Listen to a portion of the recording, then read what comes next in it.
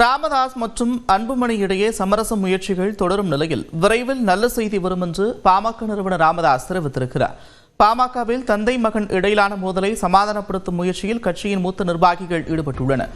இந்நிலையில் சென்னை அபிராமபுரத்தில் உள்ள மகள் கவிதா இல்லத்தில் தங்கியிருந்த ராமதாஸை அவரது மூத்த மகள் காந்திமதியின் மகன் முகுந்தன் சந்தித்து பேசினார். அப்போது முகுந்தனின் தாயாரும் உடனிருந்தனர். பாமகவின் இளைஞரணி தலைவராக நியமிக்கப்பட்டு பின்னர் ராஜினாமா செய்த பிறகு தற்போது முகுந்தன் ராமதாஸை முதன்முறையாக சந்தித்து பேசினார். பின்னர் செய்தியாளர்களை சந்தித்த ராமதாஸ், நாட்டை முன்னேற்றுவதற்காக உழைக்கும் பிரதமர் மோடிக்கும் அமித்ஷாவிற்கும் வாழ்த்து தெரிவித்துக் கொள்வதாக தெரிவித்தார். தொடர்ந்து பேசிய அவர் நல்ல செய்திக்காக காத்திருப்பதாக கூறியிருக்கிறார். நல்ல செய்திகள் உங்களுடைய வாழ்த்துக்களோடு விரைவில் வரும். அந்த நாளுக்காக நீங்களும் நானும் காத்திருக்கலாம். விரைவில் வரும். ஆனால் இங்கிருந்து வருமா தோட்டத்திலிருந்து வருமானது தெரியாது. எனக்கும் தெரியாது, உங்களுக்கும் தெரியாது. தொடர்ந்து பேசிய ராமதாஸ், வயது என்பது வெறும் எண்தான் என்றும் அரசியலுக்கு வயது இல்லை என்றார். வயசு அரசியலுக்கு வயசு கிடையாதுன்னு சொல்லுவாங்க.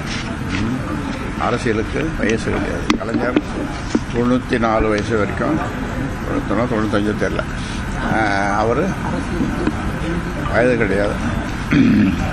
சக்கர நாற்காலியிலே இருந்து முதலமைச்சர் இருந்தார் கலைஞர்.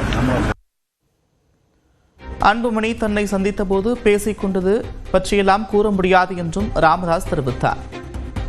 சார், முன்னாள் மத்திய அமைச்சர் அன்புமணி ராமதாஸ் வந்து தைலாபுரத்தில் சந்திச்சாரு. அப்ப என்ன பேசுனீங்க சார்?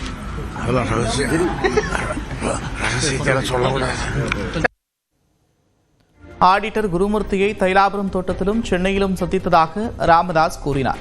மேலும் கூட்டணி குறித்து இப்போதைக்கு எதுவும் முடிவு செய்ய முடியாது என்றும், முகுந்தனுக்கு மீண்டும் கட்சியில் பொறுப்பு தரப்படுமா என்பது குறித்து தற்போது எதுவும் தெரிவிக்க முடியாது என்றும் அவர் தெரிவித்தார்.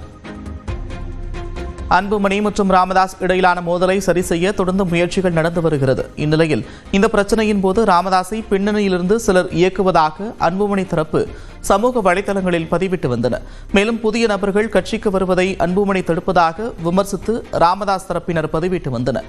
தற்போது சமரச முயற்சிகள் தீவிரமாகியிருக்கும் நிலையில் இரு தரப்பிலும் விமர்சன பதிவுகளை நீக்க நிர்வாகிகளுக்கு உத்தரவிடப்பட்டுள்ளது. அதன்படி பாமக நிர்வாகிகள் தங்கள் சமூக வலைதள பக்கங்களிலிருந்து பதிவுகளை நீக்கி வருகின்றனர்.